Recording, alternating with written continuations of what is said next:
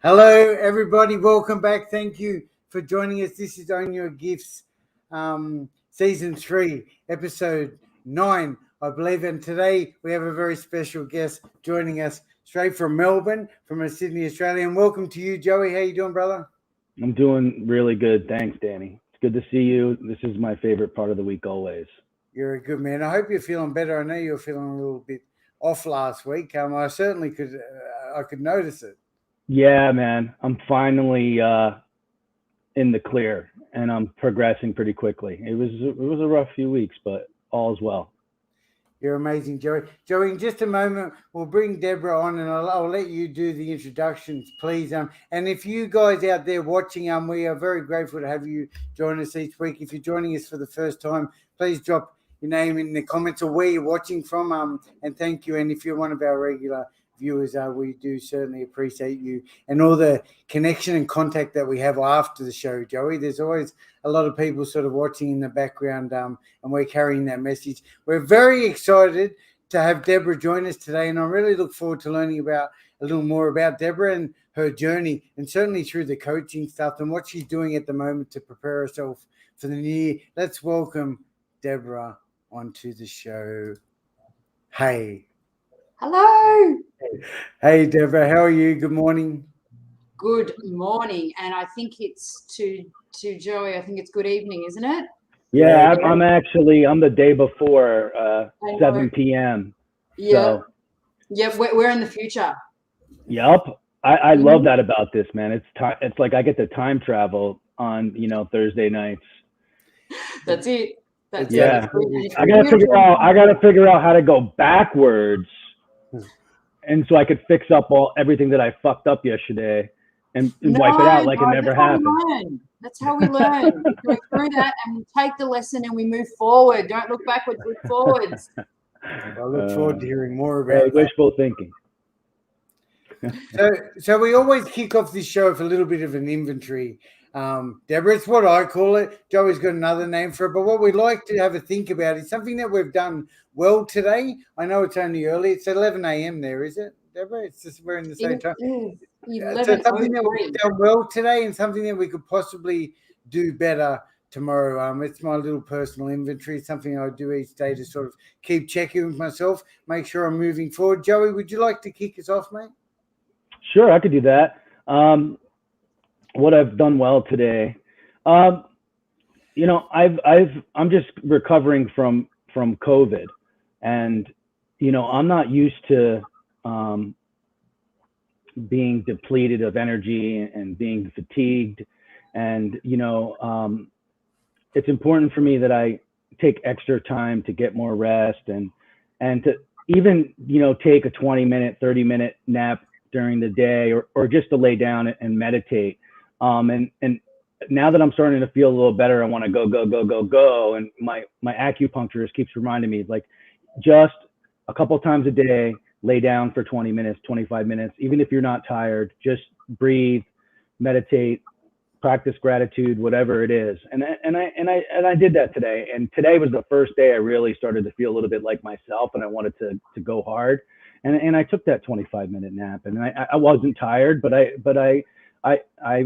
did some breath work, and that's a big win for me. So that's what I've done well. What I could do better tomorrow, man, I used to have a really good habit of not picking up my phone until like my morning routine was done, which is extensive. And, it usually takes you about an hour and a half to 2 hours. And it was a non-negotiable thing for me. Like, don't pick up your phone. And like when I started doing this, when I started not feeling well, and now I'm picking up my phone, and before I do my prayer, my exercise, and my meditation, and I don't know, I just feel like I'm letting myself down. I know that shit doesn't serve me. It's just like, even if I'm not diving into anything toxic, it's just good to have a little time when my eyes are open, when I'm unplugged. And I haven't been able to shake it. It's like every day I'm like, okay, tomorrow I'm not going to do it. And then sure enough, I roll out of bed and I pick up that phone. And so I'm aiming to do that a little better tomorrow. And, when I fall short, I've learned to be gentle with myself and just try to do a little bit better tomorrow, as opposed to like beating myself up, being like, wow, like why can't you do something so simple? But a lot of it has to do with being a recovering addict. I feel like an addict when I don't do what I say I'm going to do. And that like awakens just old feelings for me. So I'm going to aim to do that a little bit better tomorrow. Always so detailed, this guy, Deborah. I love it, Joey. Thank you so much for sharing that honest self-appraisal. Deborah, what about you? What have you done well today? And what's something you could possibly, if even possible, do better tomorrow? Well, you're right. It's 11 o'clock, so I can't say I've done too much so far today, admittedly, given this time of year. I'm dressed. I'm ready on time, and I logged in early and was in the backstage area, so I'm quite pleased with myself with doing that. Going off though what Joey was saying as well, that self-care is really important. Like for me, I always have breakfast. And realized early this morning that forgotten to buy breakfast, but got it organized, got breakfast. I have to have coffee, otherwise the one thing that I perhaps am addicted to is coffee. I only have 2 a day, but I have to have them. So that's the one thing that I'm addicted to is coffee. But I was pleased that I had my breakfast and I got myself into a state of, okay, let's get organized, let's get game on. I took that space of, okay, let's really get into the state that I want to be into for this podcast today. I'm really excited. So let's make sure I'm organized. Let's set up. I had to move a few things around because the lighting there was a lot of sun coming in. And I'm really pleased that I was organized, but that I didn't get frantic about it, because sometimes we sort of, it's got to be perfect. I dropped the perfectionist streak because I have a strong one. And I went, okay, do what you can do. Go in real with your heart. And I'm really proud of that I did that, because I can get a little bit too, fine details and be a bit hard on myself sometimes. I'm aware of that. So I was really proud of that I had my breakfast and I calmed myself and I just got myself ready. What could I do better tomorrow? So far, what I could do better tomorrow is make sure that I have breakfast, but I have that now.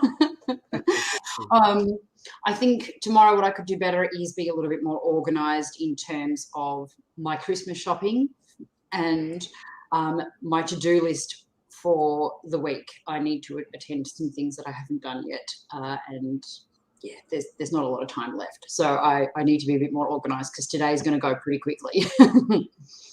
It sounds like you are a busy woman anyway, Deborah. So I think, like you said, that self-care, and part of that self-care is just being a little bit kind to ourselves at times as well, isn't it? By the way, the lighting's fantastic. Thank you for taking all the effort to put together such a great scene for us. And also, for me, something I've done well today, I just had a meeting with a lawyer, actually. So look, like you said, it's 11 a.m., but there's been plenty happen for me on a Friday morning. But one of the things that I've been working on the last, it's not that I procrastinate, but there gets too many things. I love the checklist that you just mentioned, just dividing up some of my company shares and getting things into order there, which is really exciting, actually. I've also been to the gym and I spoke to my beautiful daughter. And at every single night, I don't know if you guys are aware, but there's elves, right? There's elves that live here. Oh, and Jesus. each night, right, you have to move them. And you have to put them in a new position. So there's one in the fridge, there's one on the skateboard, and there's one in the dryer. You got 3 fucking elves? Yeah. Oh, man, that's a problem. There's Pandy, Lucky, and Spirit, sorry. So, yeah, it's a full-time job. And she called me, and I hadn't done it yet, so I didn't answer the call quickly. But anyway, look, the joy it brings to her is just, I can't explain. So I love the elves, actually. I love that we've got 3 elves. And something I could possibly do better tomorrow is, and I'm really grateful for a discussion I had with a friend, Monica, just recently around, that visualization and manifestation. And we hear a lot in our space. I've slipped a lot lately on that. And I think, speaking to Deborah before the show, we're talking about structuring her next year and stuff, which I can't wait to hear more about that. But I've slipped a little bit in that. I get tied up in that mess. Also, what you were talking about, Joey, I say I'm going to do something and I don't pick it up the next day. So that's something I'm going to try and just slow down a little bit. That's all. There's not much I need to work on. I'm happy with where I am at the moment. So thank you so much, both of you, for sharing with us. Let's kick it off, Joey. Deborah, we've got about 25 minutes to certainly hear more about you, what you're doing, and why you're doing it, basically. So, Joey, would you like to say anything before we dive into Deborah's story?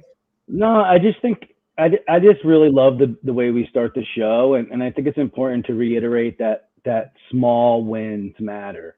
All wins matter. Absolutely. And all baby steps add up and to be a lot, and to always remember to spend a little time focusing on what you're doing well. I mean, it's really easy to zero in on where we might be falling short, whether that be Christmas shopping or picking up the phone or anything else.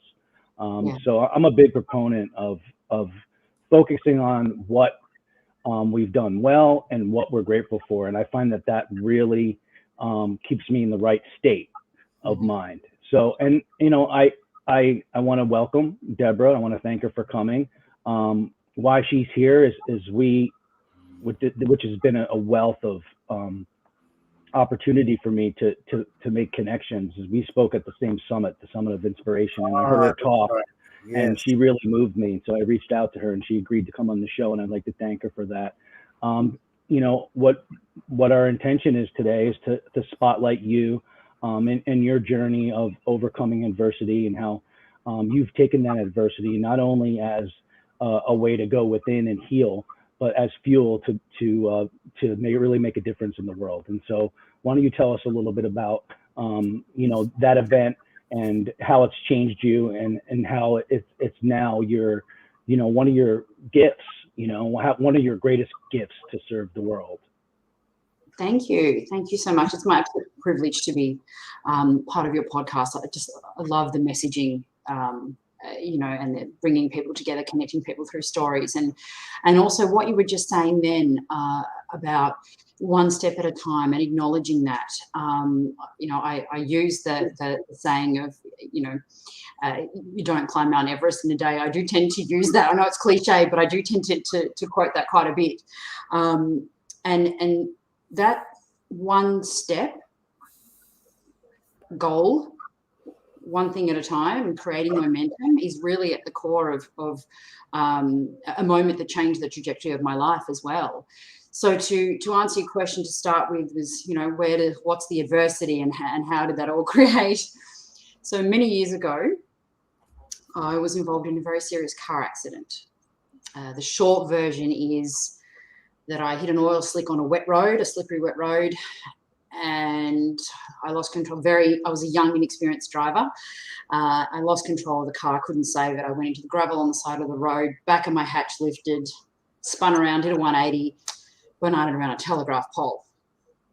In my 1985 Toyota Corolla Seeker with no airbags. The impact was on the driver's side door. The steering wheel was in the middle of the car. Wow. So, statistically speaking, I should not be here. The prognosis was brain damaged, blind in the right eye, and physically unrecognizable. Wow. I'm quite a petite person, so strangely, I didn't break any bones in my body, but I did smash it in my face, quite literally. So and this is the part that's always a little bit uncomfortable to mention, but I broke my lower jaw, my upper jaw, my cheekbone, through my forehead, my nose, my cheekbone, and my upper jaw. The worst break was through the sinuses and through the skull base, which is what your brain sits on internally. I have an acquired or traumatic brain injury. And yes, I am very pleased to say I'm not blind in my right eye, which I'm very grateful for, and that I also beat pretty much every single medical odd. Wow. Yeah. Yeah, pretty much every single one. There's a few things, of course, but they're compared to what we were told, and I say we, my family were told, it's it's pretty minor in comparison. So I was that young girl, and when I say young, I was 19. Yeah. 22 years ago. You know how old I am. Which I don't care. I'm glad. That's one I'm thing. doing the math right now. 29, right? 29? Yeah, good. I'm Yeah. staying in that. So for me, though, I was that young woman that tried to escape the hospital, wearing nothing but my gown, holding my drips. Deborah, where are you going? Going home. Face was out here. It's that drive, though. I wasn't accepting where I was.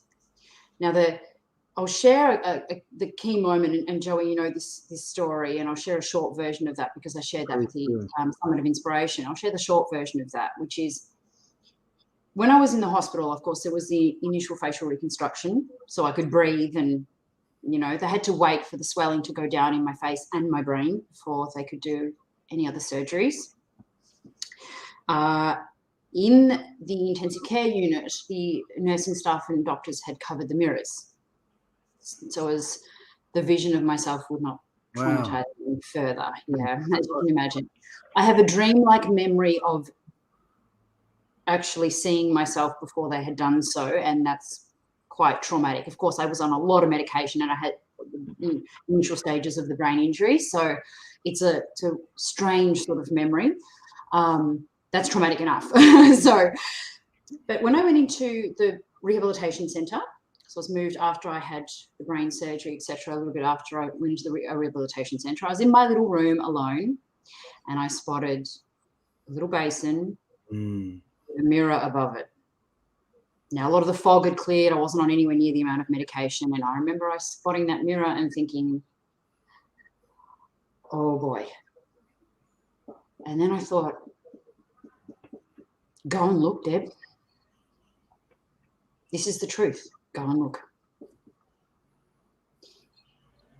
I won't go into all those details because we don't have time, but I will say that that was difficult. It took me a while to get there, not just because I was skinny and weak. My jaw was wired and stuff. And I was like anemic, borderline anemic, from all the blood loss. I think I stared at that little basin, like my head down for God knows how long before I put my head up. And, you know, I looked and I cried. But I remember, and without going through what I saw, because I don't want to, you know, trigger warning for anyone watching, you know, I wasn't looking at who I remembered. I wasn't looking at myself. But my initial feeling was, oh my God, what do you think I felt? Fear. And then I looked around that little room, and I could hear them. And when I say them, my medical staff, doctors, she won't be able to, she can't, she won't remember, she won't know who she is, she won't have a future. And that little room represented all those limitations. And I thought to myself, oh, hell no. No. First thing I felt, though, was fear. And what do we do when we feel fear? Retreat. But when we retreat, we get exactly the thing we don't want because we render ourselves powerless. But in that moment, this is where I changed the trajectory of my life. I changed the trajectory of my life because I felt the fear, but I thought, I don't want that though. And I looked in that mirror and I thought, and I think I said to myself out loud, what do you want? Not this. And this moment, I have replayed this moment in my mind in different ways since, and it has served me very well to come out of other adversities and challenges, which was, okay, Deb, you're here now. What are you going to do? Which birthed my power of choice method, which I go through in my coaching. But it's about acceptance. I'm here now. Not looking back, the things I wanted or thought I wanted. I'm here now. What can I do? Step forward. How can I take everything I've gone through and use that? How can I use the she can't, she won't to fuel me to go, want to make a bet?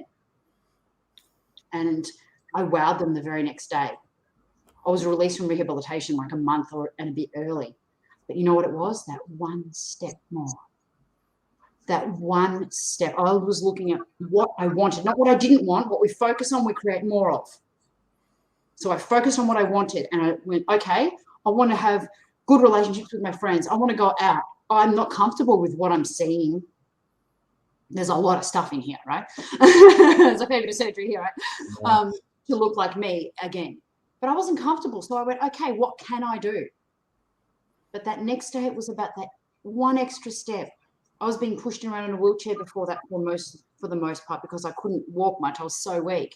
But I took that one extra step, that one extra repetition in the physical exercise, that one extra repetition in the mind exercises. And then I defied the odds.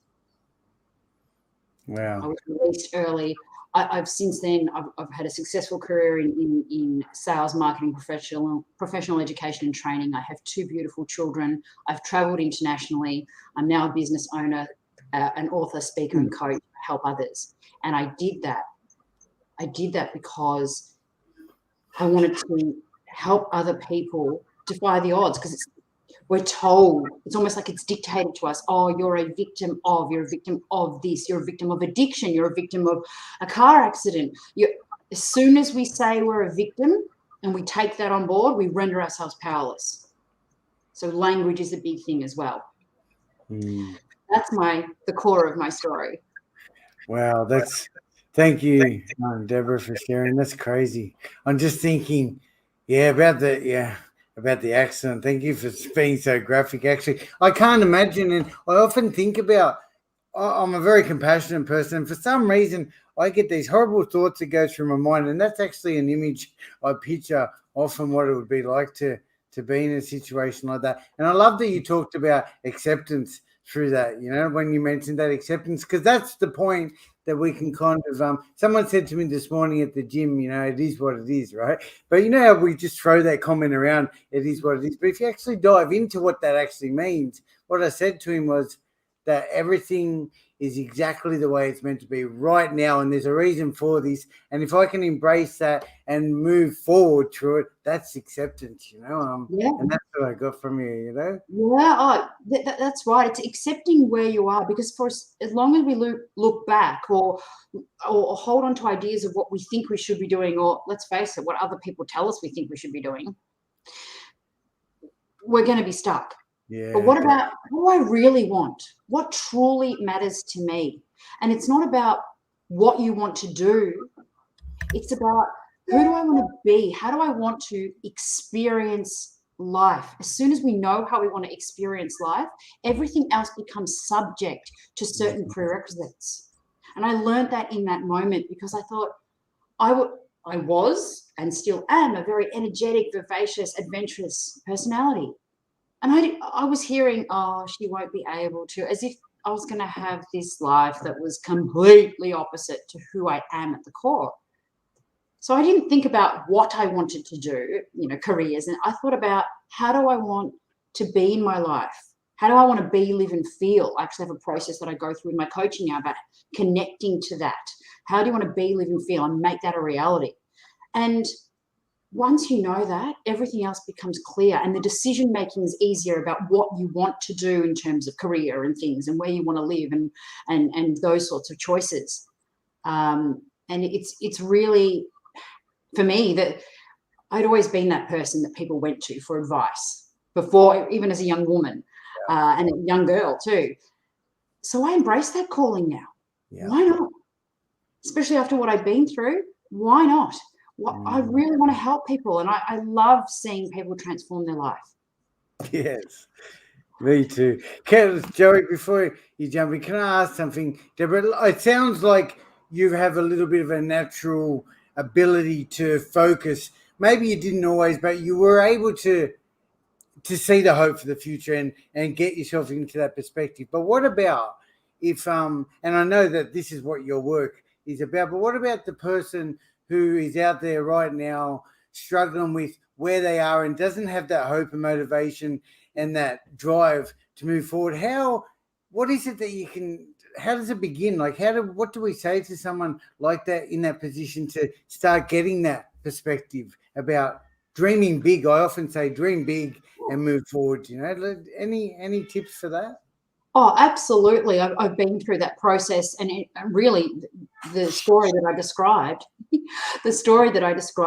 does go through that, and it is very much about pulling back. So let go of the noise. Yeah. Just pull back, let go of the noise. And when I say noise, I mean what people are telling you you should and shouldn't do. Just I'm not saying ignore it, I'm just saying put it to the side for a minute. Okay. Just let it go for a moment and sit with you. Okay. About focused is thinking about what you do want and what you can do. What do I want? And what can I do? Now, what you can do might be the smallest thing, because I understand that we all sometimes we are cornered. Yep. We always can control what goes on in here. Think about it this way. The words you say to yourself are the most important. If brainwashing is possible by being constantly subjected to the same message from someone else, who's got the most influence in your life? Who are you with all the time? Yourself. So if you're saying to yourself, "I'm hopeless. I don't have options. I can't do anything. I'm worthless. I'm no good." Catch yourself out and stop that. If you have to put signs all over the house, do that, because that is the wrong focus. And I don't like using the word wrong, but that's going to take you down the wrong trajectory. What can I do? What's that one little step? And it might be waking up earlier. It might be drinking more water. It sounds like the smaller thing. For me, it was I walked down the hallway. That's all it was. But had I not have walked down the hallway that day after that moment in the mirror, you'd be stuck. Right now, I would not be where I am now. Yes. Walking down the hallway. Because you know what? I had to hold my mother's arm to do it, and my hands were shaking. But I got down that damn hallway, right? So it is about focus on what you want and on the good things. You know what? You've survived to this point. Do not accept victim into your vocabulary. Warrior, survivor. I'm here. I'm strong because I choose to be strong. Catch the words you say to yourself. And stick up that, put it everywhere. So as you see it, to remind you, I have my mantra stuck on my mirror all these years later, which is I'm bold, brave, courageous, strong, and resilient. And I see that every single morning. So if I wake up and I don't feel great, it's in front of my face to remind me. Fantastic tip, Deborah. Yeah. I hope that answers your question.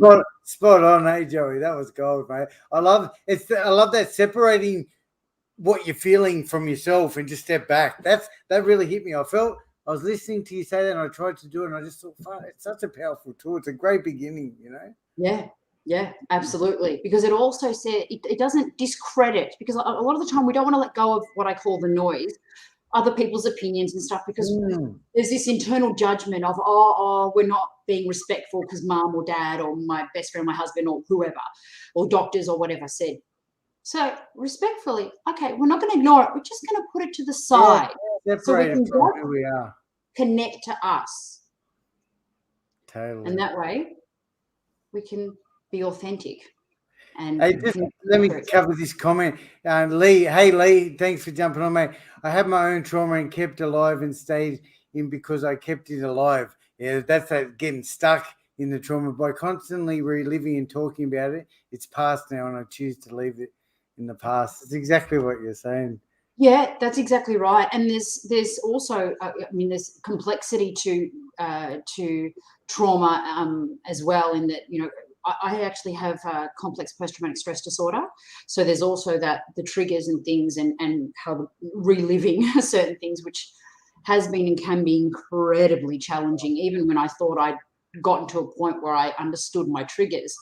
When I had my children, there were a number of major triggers that I couldn't have anticipated would bring up stuff, which is really challenging. But it's a keep going back to that, get the help that you need when things come up. Sometimes we need that additional help as well. So, and that's conventional and unconventional methods. I'm all for for your more traditional types of support. But then there's other things, I'm a massive fan of acupuncture and kinesiology, and like we said, breathing, physical exercise, eating well. They sound so simple, but make a massive difference.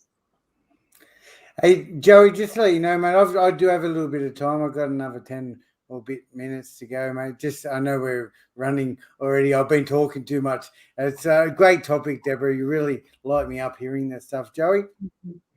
Oh, well, that's good to hear, because it's like I'm kind of lit up with stuff to say, and I'm glad that maybe eke out another 10 minutes with Deborah.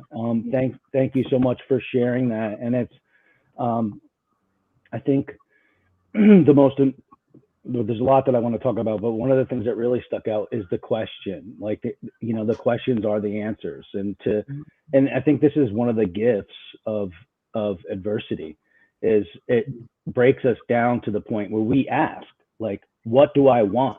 Like, who do I want to be? How do I want to show up in the world?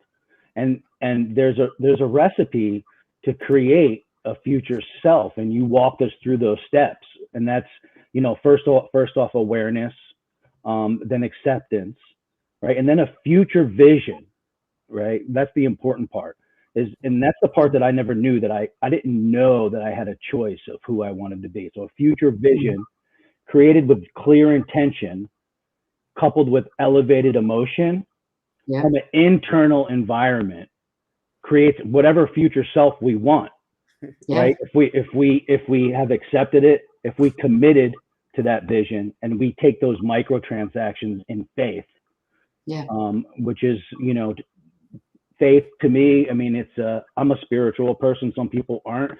A good way to frame faith is just taking an action that you don't necessarily believe in, and identifying our lower nature in with our thinking, and no negative self-talk. Like, that was such a huge one for me, and my recovery, and my creating a new self, me creating something for myself that I actually wanted. And it took me a long time, and that's one of the gifts of the pain that you went through. It's really, I mean, obviously we can preempt that process, and that's kind of what Danny does, what you do, Deborah, and what I do, is like, you don't need to get into a shitload of fucking pain or have something tragic happen to create that vision for yourself and to begin moving towards it. So that was just really beautiful, and thank you. Thank you. I've seen Joey taking notes there. I knew he had some gold to drop. Oh yeah, man. I have 2 pages of notes. I don't want to take up too much time, but I did want to definitely hit on the fact that the questions that we ask ourselves are super important. And the vision that we create for ourselves for the future is as well, because then we're in control. That's right. And, like, we're responsible for creating that vision and moving towards it, and we become less of influence of our circumstances. That's right. That's right. And that's possible for everybody. It's possible. Yeah, for everybody. absolutely. Yeah, harnessing that I actually run a workshop on this, harnessing the power of choice, and I have a method that I created from my experience, because we have so much more power than we realize we do, and it's about harnessing that power, understanding emotions and choice and perspective, and the questions that we ask ourselves, and there's processes to go through that. We can all do it, and like you said, Joey, we don't have to have gone through something really traumatic necessarily, because everyone's upset, trauma, adversity, challenges are valid. It doesn't matter how dramatic they might seem to one person or another, because it's relevant to that person. And one, we don't know, there are backstories, there are preconditioned ideas and beliefs that we have from childhood that raise their ugly heads, dare I say, as well. And when we unpack that stuff too, there's a massive opportunity for change. I mean, I coined the term tragic opportunities, which is also the name of my company, my business now. And I have a process that I run through as well. So tragedy being the stress, adversity, trauma, challenge that we're facing. The opportunity is what we've learned and what we can learn, and how we choose to focus on that knowledge and use that knowledge to make better decisions for our life and create the future that we want. And there's ways of doing that. And I mean, that's really empowering. It doesn't matter where you are, what you've come from, how dramatic one person thinks your injuries, trauma, adversities. That doesn't matter. It's about what works for you. And for me, I think everybody deserves the right to create the best version of themselves in their best life. You know what jumps out to me, like, is the fact that what we're suggesting is that this can work for anyone and everyone. Yeah. So, and I just say that because I know certain people can get stuck in a thing like it's different for them, and they're not going to be able to do it. And I just want to highlight, even just the simple tips that we're sharing, in my experience also, that there is no one that's, not able to do this, Deborah, I heard you're an author too. Is that right? I am. Let's jump into that. Tell us a bit more about that and what you're doing today. I mean, I know, yes, please tell me more about that. Thank you. I'm a contributing author in 2 books of inspirational stories, which I'm very grateful to be part of. And this is my first book. Yes. Here's one I read earlier. So my book's Beyond Trauma, Turn Tragedy into Opportunity. And that is congratulations. My face there with all things and plates in it. So that took me a while to get the courage to put that on the cover of a book. It was an image I had in my mind for a long time actually, but I wanted to do that because it was actually good for me too, because I owned my pain, my trauma, and I put it out there to say, this is actually my strength. And I wanted to show that in a visual way, because I'm quite visual myself, but it was a lot of people have said to me, that's a gutsy move. But I wanted to do that to almost give others permission to own their pain, their trauma, their challenge, their adversity, no matter how painful and ugly it might be, because that's where the power is, acceptance. That's one of the key steps. So my book, Beyond Trauma, I do share my story. The majority of the book, however, is about the tools that I used to defy the odds, to create opportunities from trauma, to redefine myself and my life, and quite literally rebuild my life and my face, quite literally. And I have some incredible interviews from some wonderful experts. I tracked down my neurosurgeon who wrote the foreword for my book. And that was the most incredible reunion. It was amazing. How many years between the book and the accident? So this was published in 2019, and my car accident was January the 18th, 1999. He remembered you. Yes. Oh, they do. I've seen similar situations where victims connect with their doctors. I've seen some beautiful documentaries on it, actually. And it's amazing, like, how beautiful is it that the surgeon or whoever it was is able to remember that person. It just shows how much, I don't know, how much they love their work, I'd interviewed him it's probably about a year or two before the book was published. That I remember. And I was surprised due to my head injury too. I had what I thought I remembered of him. Yeah. And I looked at him and like, oh, I do remember you. I remember thinking, yeah, I do remember you. It was, wonderful conversation. And also to see someone, he was genuinely so pleased and said to me openly, he said, I'm so, so pleased to see how far you've come, because I said to him, I don't know that I got, and this was great for me too. I said, I don't know that I had the chance back then to say this, but thank you. Because that was think about his job, think about his job and how many people in similar situations just don't make it. And so there Yeah. needs to be a certain level of non-attachment between what he does, which he's committed to, and I'm sure what he does with the best intentions, which is to serve other people, and the results of that.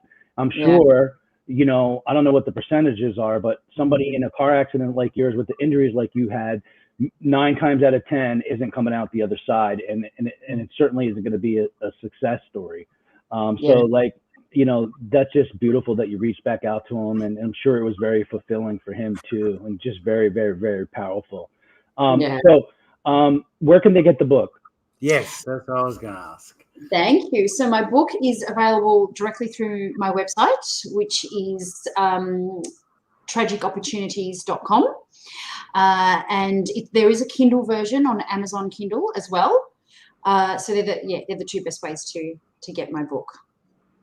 Cool.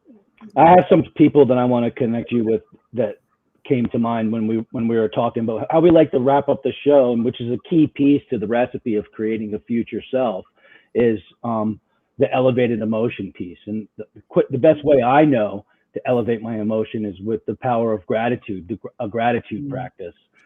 So we like to wrap up the show with sharing a tip, a tool, a strategy, an exercise of how we can plug into the higher force of gratitude to elevate our emotion to meet our vision, you know, that was created out of a clear intention.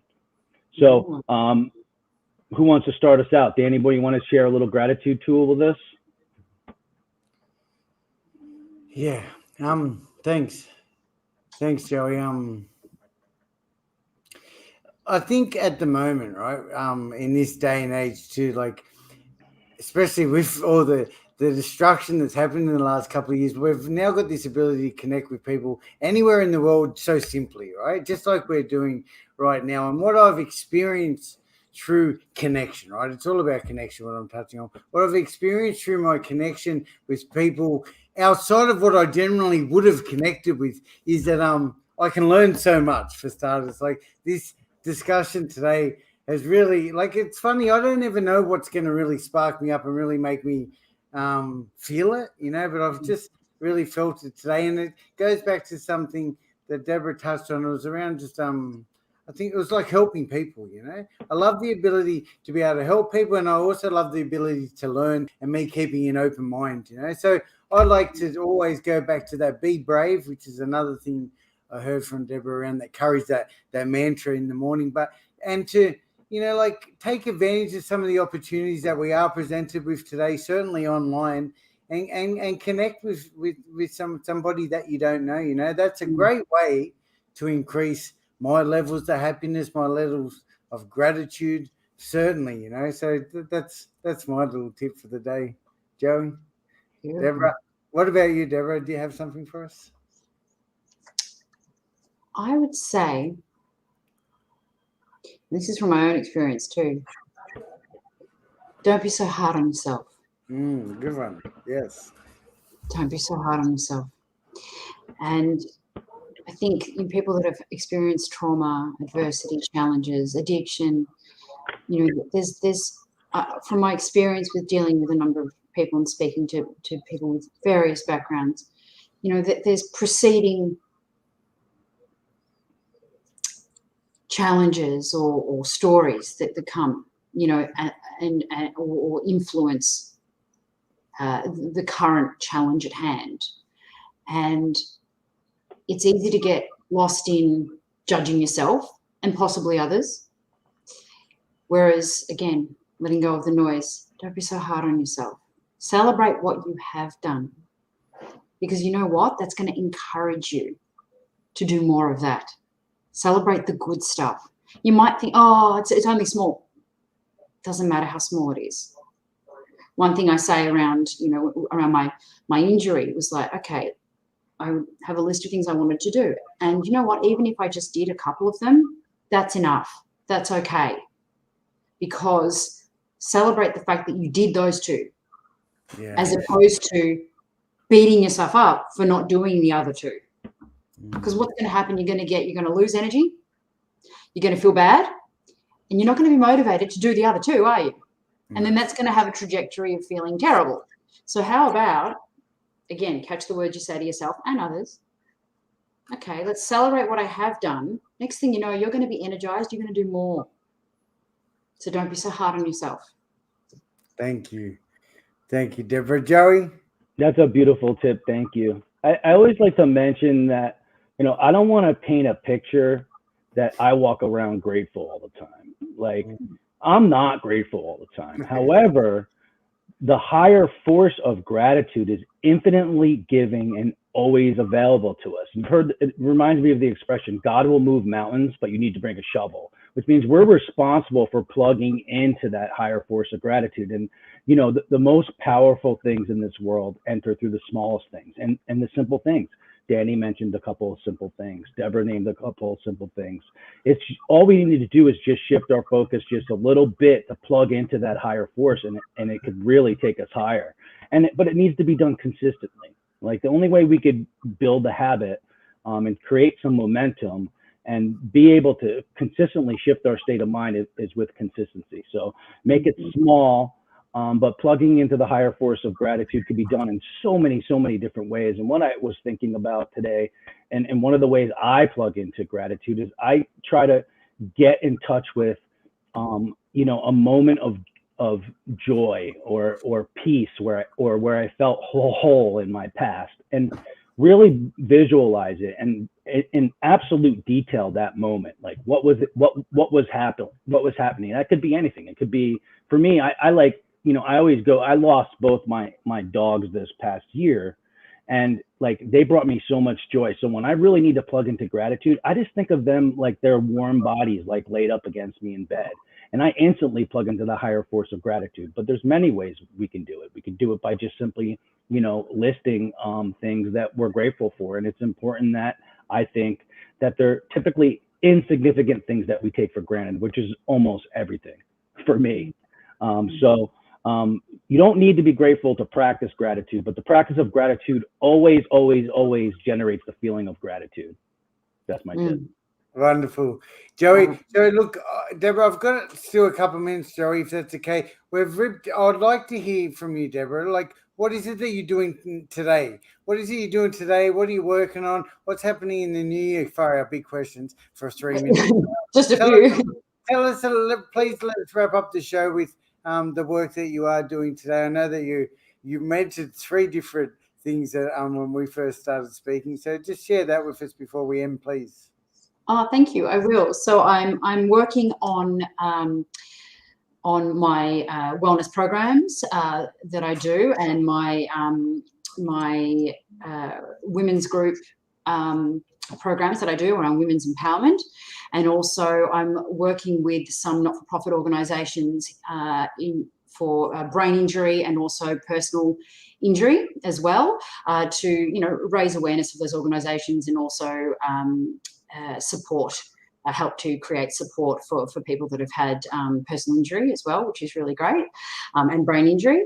So I'm looking I'm planning out 2022. Can't believe I just said 2022, but anyway, I'm planning that out, and looking to really kickstart next year with some wonderful workshops and programs, and hopefully an update to my website, which really needs work. There's a lot on our plate, I understand, and we can, like, we're only one person. Well, I'm certainly only one person. So we've got to do our best, Deborah, where can people contact you if they would like to reach out and find out more about what you're doing?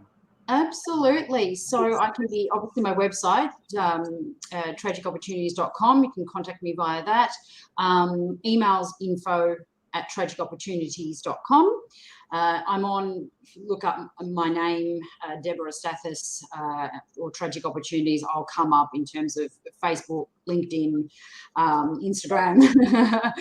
So it'll be Tragic Opportunities by Deborah Stathis, or Deborah Stathis. It will all come up there. So yeah, follow my. And one more time, the book. Where can they get the book?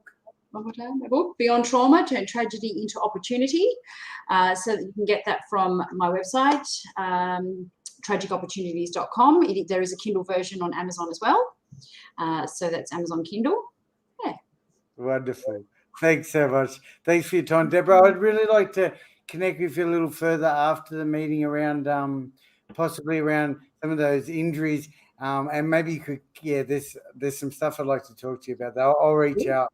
Okay. And thank you so much for your time today. It's been a wonderful discussion. Joey, you're an absolute legend, mate. I'm glad you're feeling better. And I wish you a wonderful day. Thank you so much, Deborah, as well. Thank you. Thank you, Danny. Absolute privilege. Deborah. Thank you. All right, guys, let's wrap up. Just stay with us for a second, Deborah. Bye, everyone. Thank you so much for the engagement and comments. We appreciate you.